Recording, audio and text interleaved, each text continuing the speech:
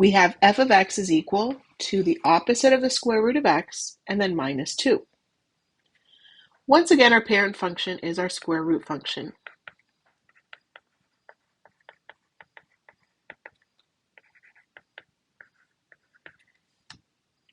This time, we are multiplying by -1, but we're not multiplying x, the input, we're multiplying the entire parent function by -1. That means that we are going to create a vertical reflection using the x-axis as our mirror. So let's graph the parent function here first, just like we did in our last example.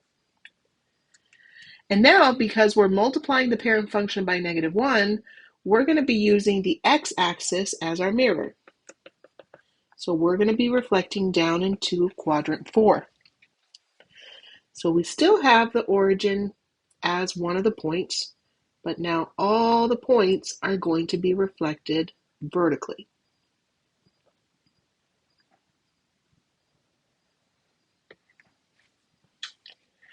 Now that we have reflected over the x-axis, let's address the second transformation here where we're subtracting 2.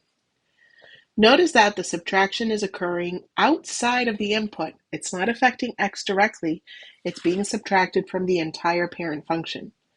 So it will be a translation, it will be a shift, but it will be vertical. So we're going to move the graph 2 units down. So instead of at the origin, we're going to start here at 0, -2, and then we'll go from there.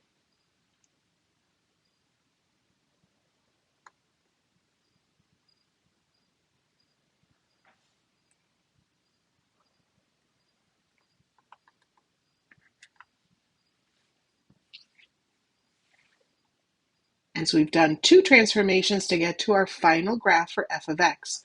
We started with our parent function, which is the square root function. We reflected it vertically across the x-axis because the entire parent function was multiplied by -1. And finally, we translated the graph 2 units down because we are subtracting 2 from the entire parent function. Next, let's look at how to create stretches and compressions in the vertical sense. When we multiply an entire parent function by a non-zero, non-1 number, it will create either a compression or a stretch. If we multiply by a number that is strictly greater than 1, we will have a vertical stretch. The way I described this in the classroom, if you were able to see me, is that if we stretch our arms out, kind of like if we were forming a U, a vertical stretch would bring our hands closer together so that it feels like we're stretching upward. A vertical compression, on the other hand, happens if we multiply the parent function by a value between 0 and 1. So we're looking at values that are decimals less than 1, but still positive. In this case, we have what's called a vertical compression. If we started out holding our hands forming a U, a vertical compression would open our hands up so that we're more flat and kind of reaching outwards left and right. The picture below shows some vertical stretches and a vertical compression for the parent function, that is the square function. Let's take a look at how to create these stretches and compressions in the following 2 examples. First, we have f of x is equal to the absolute value function multiplied by 2. Well, here, what we're multiplying by is a value greater than 1, and so this is going to be a vertical stretch. That means that the graph is going to be like holding your hands closer together, stretching upward. Let's create a table of values. We already have the sense that this is going to be a V-shaped graph, but we want to make sure we have some good ordered pairs to guide the 2 line segments. For example, when x is 0, y is equal to 2 times the absolute value of 0, so still 0.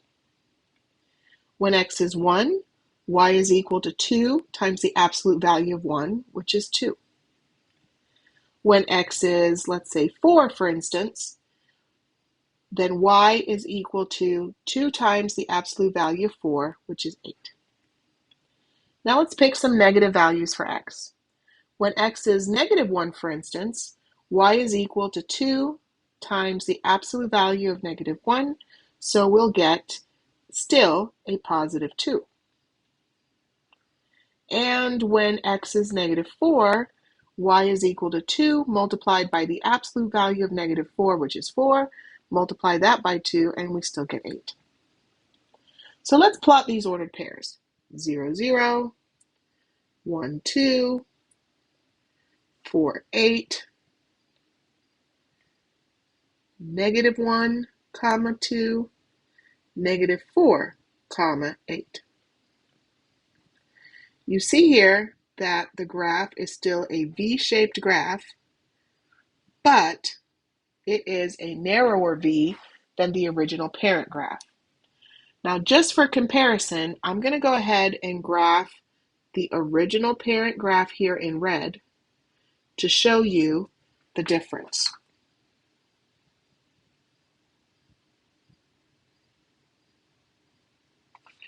So in red, we have the parent graph.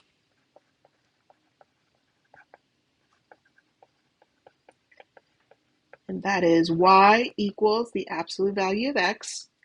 And in blue, we have the vertical stretch created by multiplying the parent function by a positive 2. In the next example, we're multiplying the absolute value function by 1/2. Well, here we are multiplying by a number between 0 and 1, so this is going to create a vertical compression.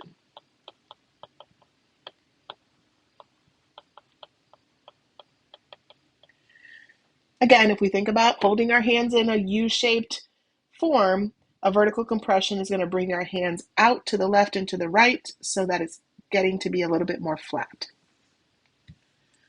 So let's do a table of values for this function. When x is 0, y is equal to 1/2 times the absolute value of 0, which is still 0. When x is 1, for instance, then y is equal to 1/2 times the absolute value of 1, which is 1/2. When x is 4, for instance, then y is going to be equal to 2. And let's keep going. When x is negative 1, then y is going to have a value equal to 1/2. And when x is negative 4, then y is going to have a value equal to 2 as well. Now let's plot these points. Here's the origin. Negative 1, comma 1/2 would be right about here. Here's 1, comma 1/2. 4, comma 2, negative 4, comma 2. You see that this is a much wider V. So it's like your hands are getting flatter, you're bringing them down. If we compare that to the parent graph, which I'm also going to draw here. So this red graph is the graph of y equals the absolute value of x. Multiplying that parent graph by 1/2 creates a vertical compression. So it's going to open up those hands to be wider.